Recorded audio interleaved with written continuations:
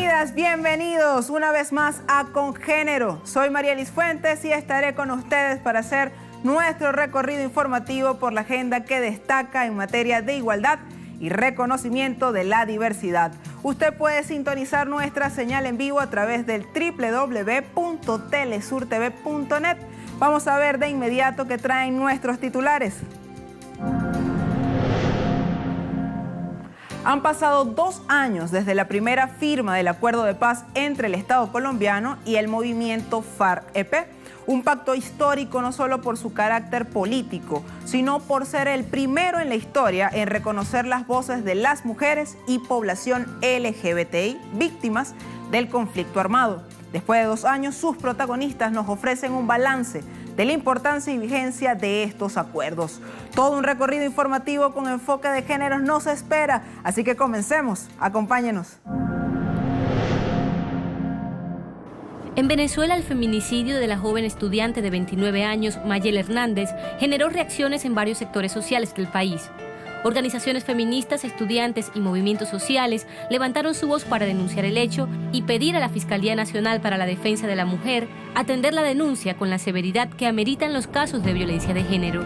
Hay muchas organizaciones sociales que se están sumando a elevar la voz para pedir justicia por Mayel. En la medida que se van sumando organizaciones, van saliendo nuevas propuestas que se van incorporando en la agenda. La idea es hacer un tejido donde todos llevemos una misma voz de la defensa de la vida, no a la violencia, donde tengamos en cuenta que no queremos que falten más mujeres, que no queremos ni una menos y queremos que más bien no haya más femicidios. El cuerpo de Mayel Hernández fue hallado sin vida el pasado 3 de septiembre en su residencia del estado Miranda. William Enrique Infante Borges, expareja de Mayel y principal sospechoso, fue aprehendido por los cuerpos de seguridad para iniciar las investigaciones del hecho. La joven en reiteradas ocasiones había denunciado ser víctima de agresión por parte de Infante, por lo que sobre el involucrado pesaba una medida de caución por violencia de género. Estamos demandando justicia, estamos diciéndole no a la impunidad, estamos demandando que nuestras instituciones hagan justicia por nosotras las mujeres, que se hagan cumplir nuestras leyes, que podamos fiscalizar quiénes toman la denuncia, de qué manera se toman las denuncias, que no quede ni un feminicidio más impune en nuestro país. Hasta ahora, la Fiscalía Nacional para la Defensa de la Mujer ordenó la inspección técnica del lugar y del cuerpo de Mayel Hernández, así como la recolección de evidencias y declaraciones de testigos. Familiares de la víctima ejercieron presión social ante la Fiscalía y se concentraron en repetidas ocasiones en la UNEARTE, institución en la que estudiaba Mayel. La sociedad venezolana se ha consternado ante un caso que sienta un precedente histórico para el movimiento feminista del país. Desde las redes sociales también se ha generado información. Vamos a hacer un breve repaso por ellas.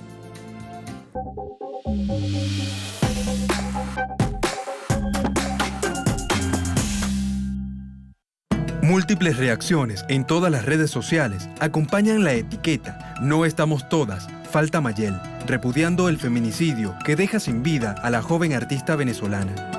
Desde la cuenta @EricaPesub, la alcaldesa de Caracas expresó: "No permitamos que hayan más víctimas de feminicidio". Varias mujeres aprovecharon la oportunidad para visibilizar sus propios casos de violencia.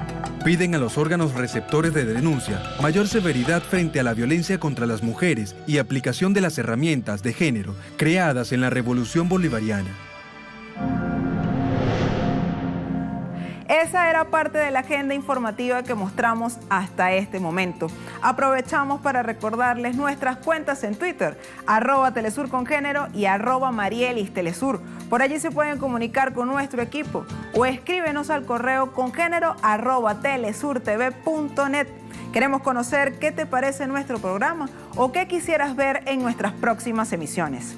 Hagamos un descanso. Al regreso seguimos con más de Congénero. Hablamos desde Colombia a 2 años de los acuerdos de paz con perspectiva de género. Ya regresamos.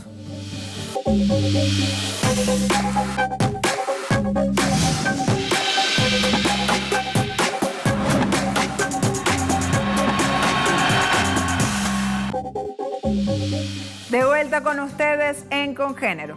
Se cumplen 2 años de la primera firma de los acuerdos de paz celebrada en Cartagena, Colombia, en 2016. Hecho inédito no solo por su importancia política, sino porque por primera vez en el mundo se incorpora el enfoque de género en la resolución de un conflicto armado. Hablamos con protagonistas de ese momento, quienes nos ofrecerán a continuación detalles sobre el estatus actual de aquellos acuerdos con perspectiva de género a 2 años de la firma de paz.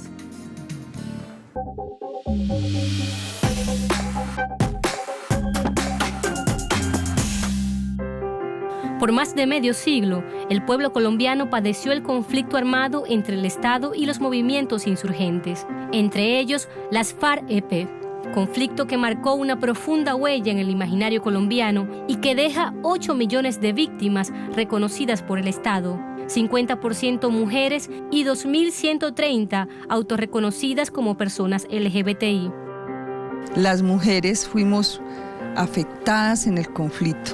Fuimos afectadas porque nuestros cuerpos fueron utilizados para sembrar terror.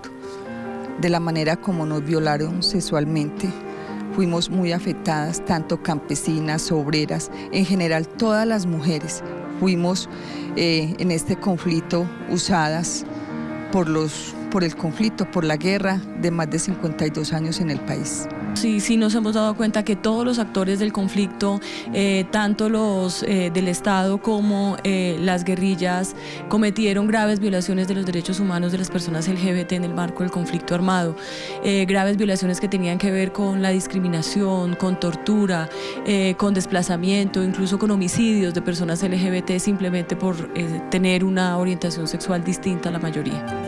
El 26 de septiembre de 2016 se efectúa en Cartagena la primera firma en los acuerdos de paz entre el expresidente Juan Manuel Santos y el líder de las FARC, Rodrigo Londoño. Estos primeros acuerdos fueron rechazados en octubre del mismo año, en el plebiscito donde un 51% de los colombianos votó por el no y ganó la guerra. Pero, ¿qué influyó en los resultados? Parte de lo que sucedió con el acuerdo de paz, me refiero lo que tiene que ver con el plebiscito, por ejemplo, es que se ganó ese no con un margen mínimo, pero se ganó, claro, el no tras el impulso de la mentira.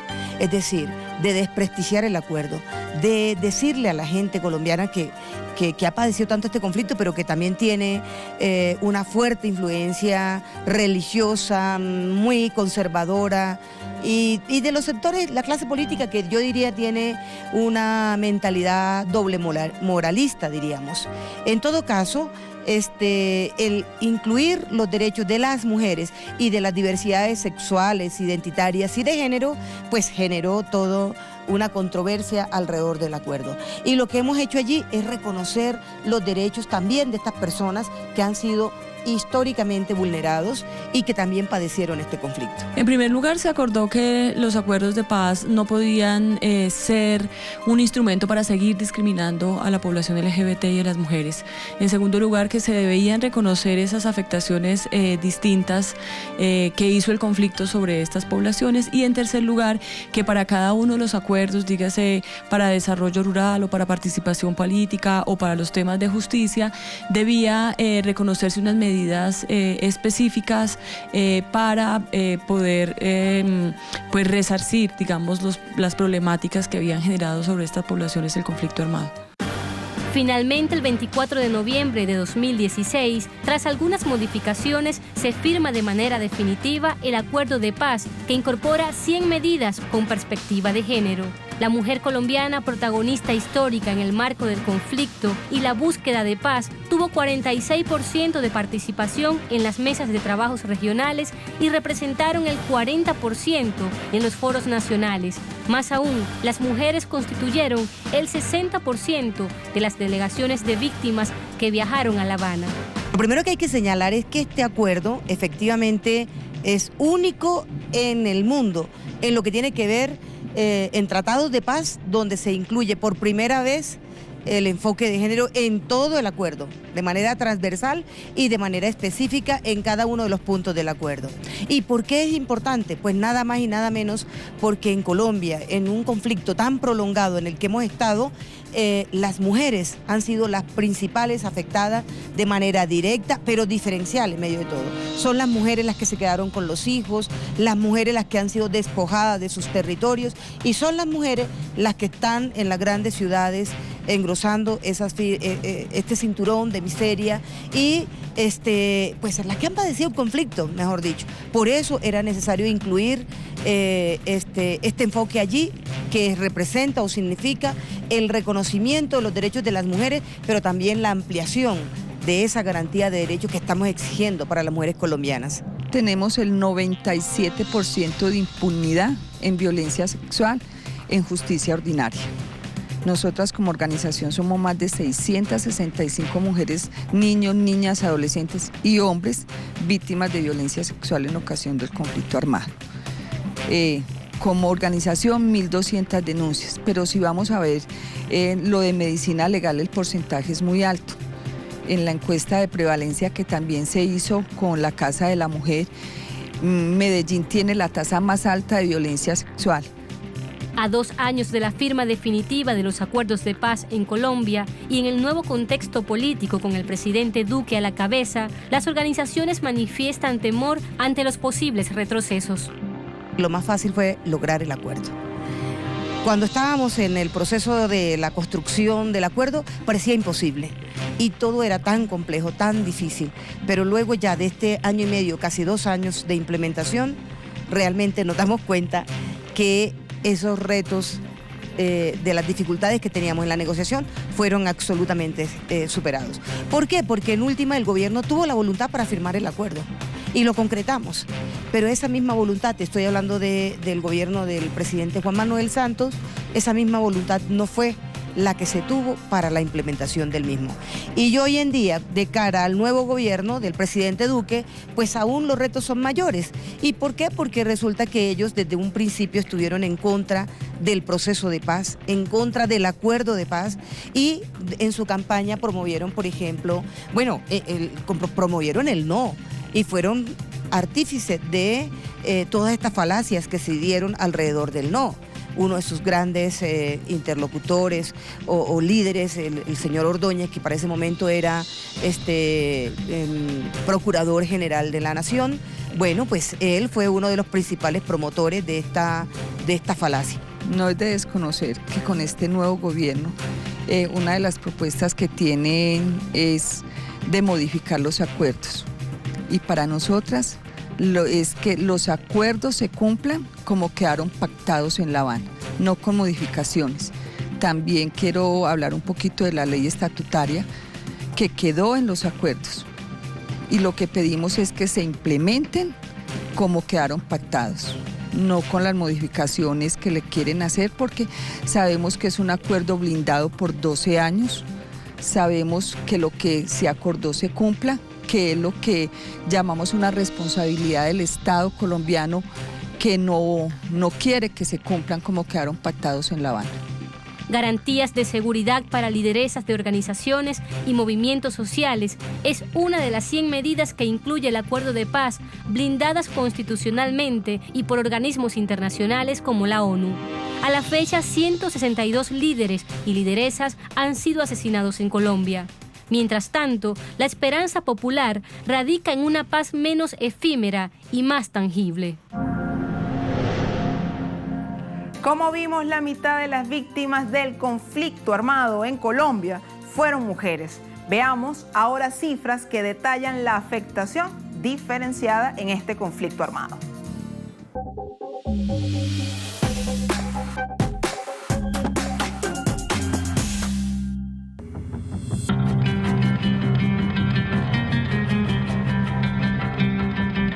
Según el Registro Único de Víctimas de Colombia, las mujeres representan el 49.73% de las 8.347.566 víctimas del conflicto armado en Colombia. Es decir, 4.151.416 víctimas reconocidas. Entre los hechos que victimizan a las mujeres se destaca que casi 4 millones de mujeres fueron desplazadas. 458.781 fueron víctimas de feminicidio. 191.784 fueron víctimas de amenaza. 77.100 de desaparición forzada. Además, 47.627 perdieron bienes muebles o inmuebles. 40.231 de ellas son víctimas de actos terroristas, atentados, combates y hostigamientos, y 17.350 han sido víctimas por violencia sexual. Vamos a la pausa. Mientras tanto, les dejamos una pregunta al aire. ¿Sabía usted que el famoso movimiento Me Too contra el acoso sexual en los Estados Unidos fue creado 10 años antes por una mujer afrodescendiente del Bronx? Los detalles al regreso en Congénero. No se aparte.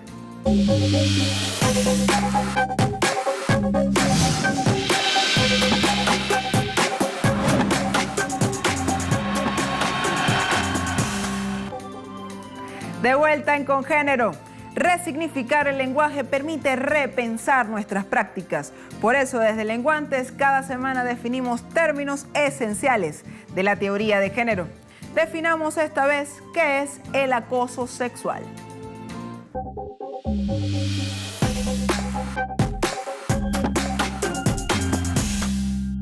Según la Defensoría de Derechos Humanos de Venezuela, el acoso sexual es la solicitud de cualquier acto o comportamiento de contenido sexual, para sí o para un tercero, o el procurar cualquier tipo de acercamiento sexual no deseado que realice un hombre prevaliéndose de una situación de superioridad laboral, docente o análoga. El acoso sexual ocurre muchas veces bajo la amenaza de causarle algún daño a las víctimas en sus expectativas profesionales o laborales.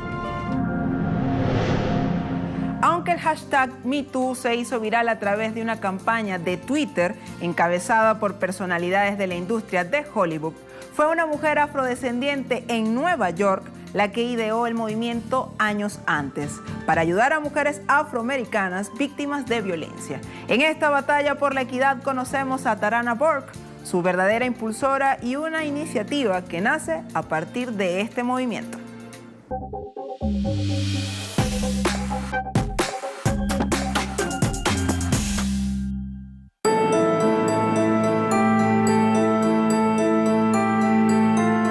No quiero que la esencia de Me Too quede oculta bajo el halo de las famosas. Pensamiento de Tarana Burke, creadora del movimiento contra el acoso sexual Me Too. El movimiento Me Too no comenzó con un tuit. La idea inició como una organización comunitaria para enlazar con jóvenes afroamericanas víctimas de acoso y violencia sexual. Su creadora, Tarana Burke, no es una famosa de Hollywood, es una lideresa comunitaria negra del Bronx. Ella fue la que empezó a usar ese hashtag, ¿no? del Me Too hace creo que ya casi 10 años. Y lo empezó a hacer precisamente porque en los grupos de apoyo que ella estaba llevando con mujeres que habían pasado por asalto sexual, en su mayoría mujeres de color y de bajos ingresos, ¿verdad?, de la clase obrera, ella se dio cuenta que era muy importante para las mujeres sentirse vistas, sentirse validadas.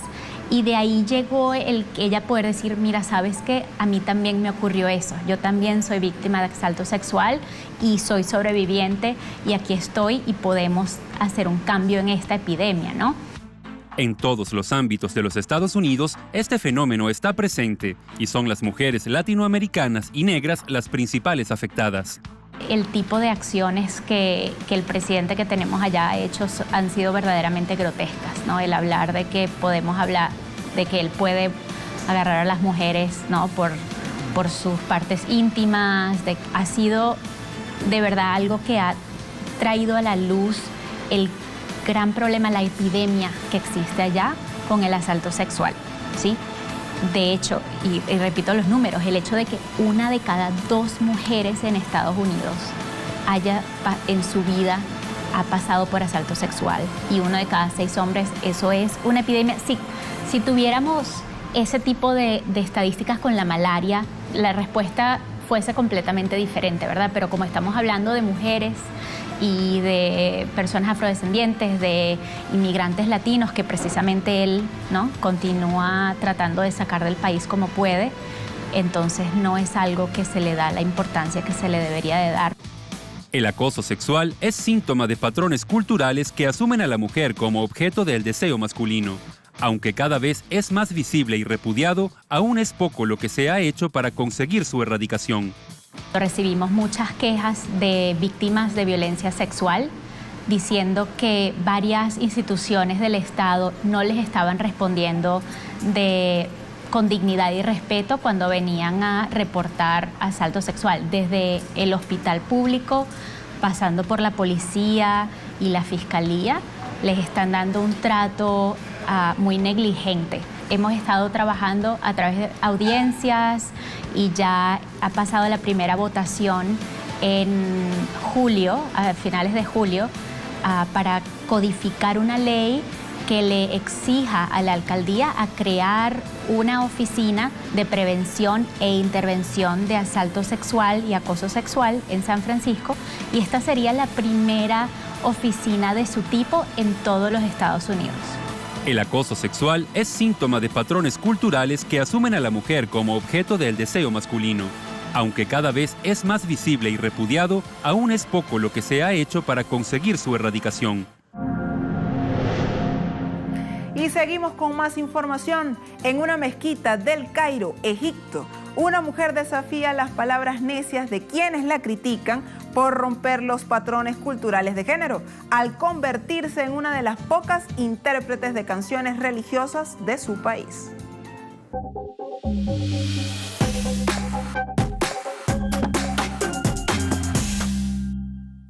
El canto religioso es un ámbito que en Egipto ha sido considerado particularmente masculino. Por eso la voz de Shaima El Nubi increpa los patrones culturales entonando en público cánticos religiosos. Fui nombrada la primera cantante religiosa, ya que me gustaban este tipo de canciones religiosas desde que era joven. No solía haber mujeres en este campo.